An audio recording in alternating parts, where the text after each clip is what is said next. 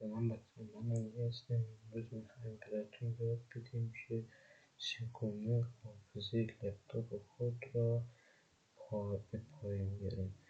هر روش بود.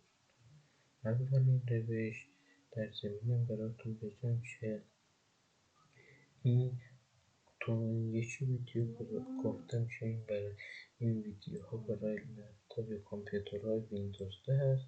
یه بار دیگه هم میگم میریم پنجره را باز میکنیم و میایم تو آخرین صفحه. تو اینجا این دومین پوشه را باز میکنیم و این برنامه را میریم تو این برنامه و شما به کدوم برنامه که میخواید پارچه سازی کنید. مثلا من به خود لپتاپ پارچه سازیش میکنم. اگه میخواهید تو این همه تو اینجا پارچه سازی کنید. اگه میخواهید مثلا اون پوشه هایی که توش خالی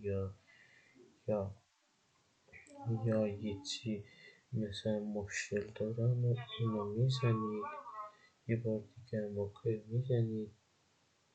بذارید این پارچه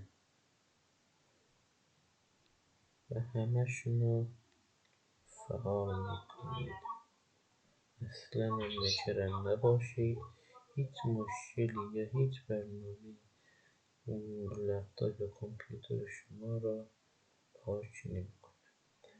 اوکی میزنید. دیلیت فایل. سپس دیگه منتظر میمونیم که پارچ سازیش کنیم. همین رو قبلا پارچ سازیش کردم و حافظه لپتاپ منو آورده پایین.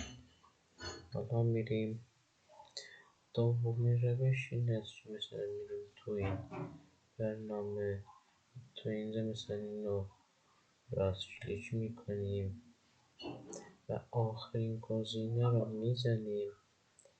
تو اینجا این گزینه رو میزنیم. مثلا اینو من گذاشتم تو دیگه حافظه دوم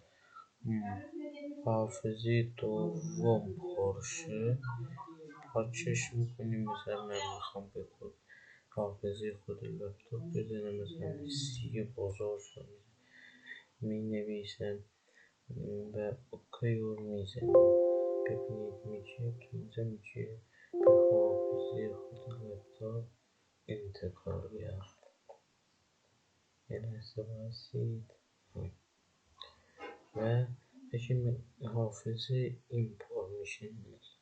اگه میخواد حافظه این پر شه و این خالی شه، این اگه باید که راست کلیک میکنیم تا آخرین گزینه منطقه پاکش میکنید. دیه بزرگ دیگه میدونید که چرا ما تو دیه بزرگ رو مینویسیم، چون که این دیه بزرگه ولی این سی بزرگ. اوکی برای اوکی میزنیم. یس اصلا نگران نباشید. هیچ مشکلی را به لپتاپ شما به وجود نمیاره. ببینید حالا حافظه این پر میشه ولی مال این خالی میمونه. ببخشید سومین روش اینه که مثلا میریم توی اینجا وقتی که رفتیم مثلا چیزایی که تو خالی هستن را پاک میکنیم. مثلا تو خالی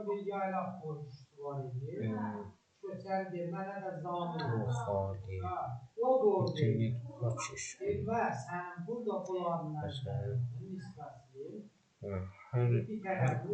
هر پوشه هایی که تو خالی هستن را پاک میکنید و حافظه لپتاپ خود را به پایین میارید.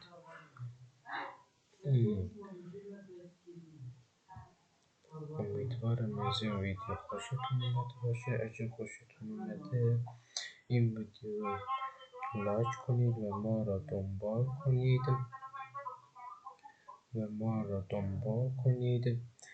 کنار زنگوله چمچه بزنید.